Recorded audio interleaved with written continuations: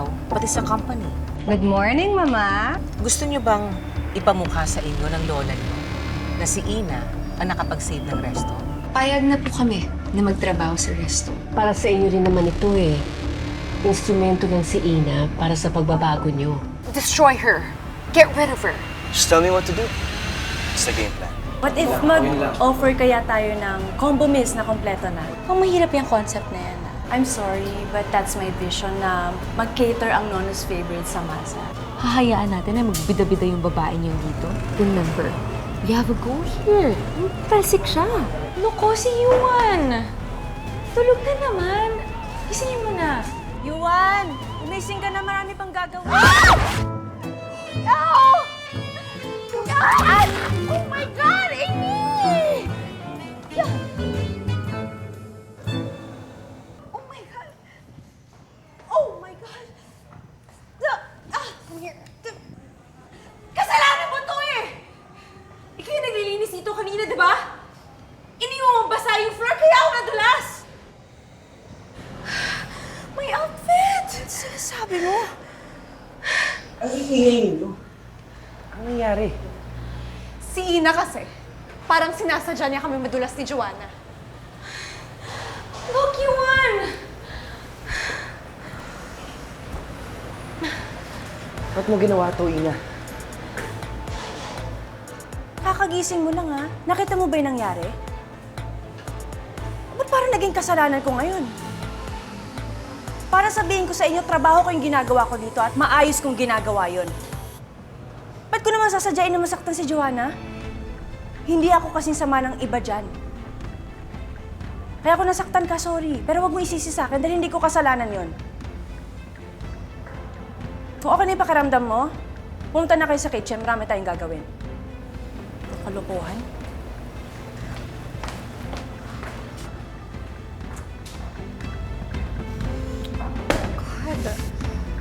Help me! So ano ba? Me too. Oh my God.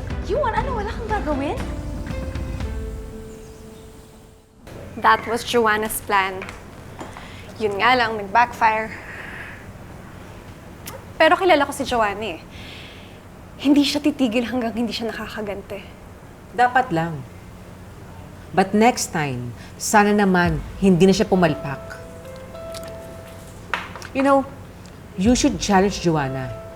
Right now, lamang na si Ina. Busy talaga yung inang yan. As in, todo-todo magpa-impress. Kung maka-arte siya, kala mo siya may ari ng kumpanya? Baka nag-expect pa nga siya ng share kay Lola. My God. No. No. Wala siyang makukuha dun sa matanda.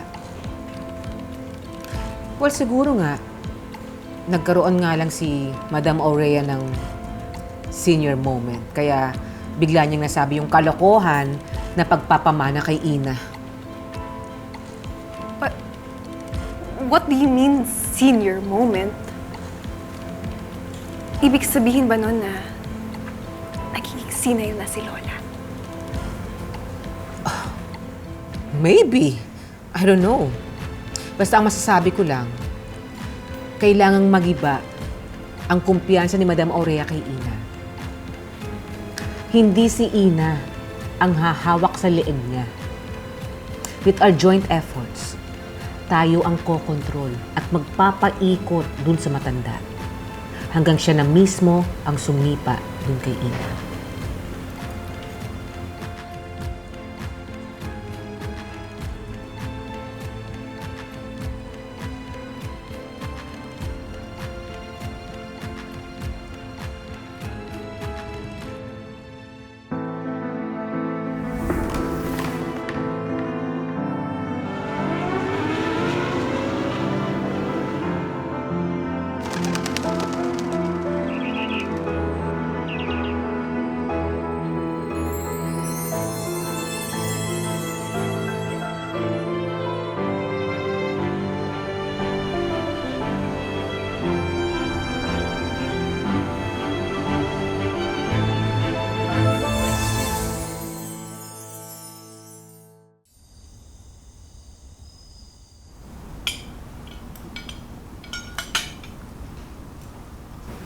Masarap ba, Ina? Apo. Masarap bang maging parasite, schemer, at backstabber?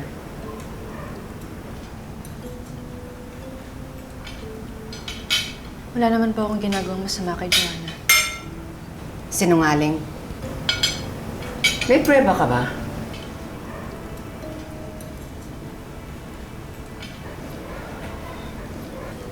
Lola, pwede bang maniwala kayo sa akin? Ano, mas papaniwalaan niyo pa tong babaeng to? Because I want to be fair. Hindi ako basta huhusga ng walang ebidensya.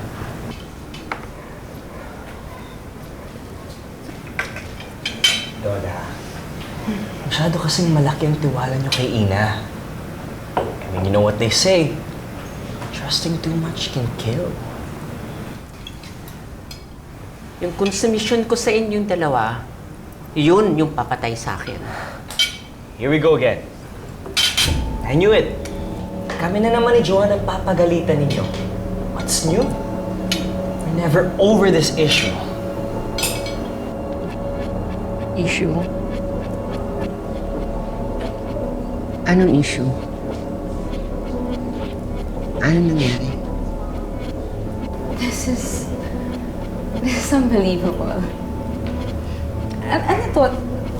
Nagluluka na lang ba tayo dito? La, okay lang po kayo? Masama po ba yung pakiramdam niyo? Stop with your fake concern. Yung atat na atat ka talaga eh, no? Ano yung feeling mo na marami kang makukuha kay Mama? Hindi naman po fake yun. Totoo pong concern ako kay Lola. Sinungaling. Plastic ka pa. Hoy! Huwag mo away ate ko! Sa edad kong ganito, alam ko maraming akong bagay na makakalimutan. Pero yung kabutihan at sinseridad ni Ina,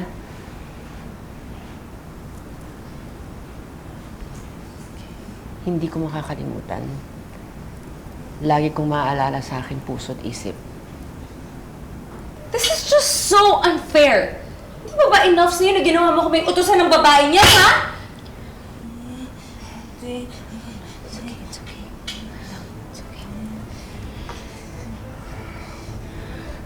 Hanggat dito kayo nakatira, hanggat ako'y nagpapakain sa inyo at ako sumusuporta sa inyo, wala kayong karapatan na questionin ako, wala kayong karapatan na bastos-bastusin ako.